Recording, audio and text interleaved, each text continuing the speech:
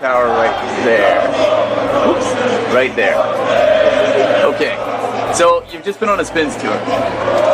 And how was it? It was outstanding. It exceeded my expectations. And how many stages did you see? 5. Today's the final stage. And what was your favorite part of your tour? Gap.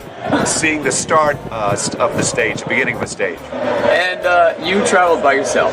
Yes. And so what would you say to other people who are traveling as a single going on a Spyns tour? I would highly recommend it as a single or with a family, because there are many people on this tour with families, and some biking, some not biking. It meets, I think, all meet. To sum up your Spyns tour in one word, what would you say? Great value. Excellent. 2 words, but we'll take it. Okay.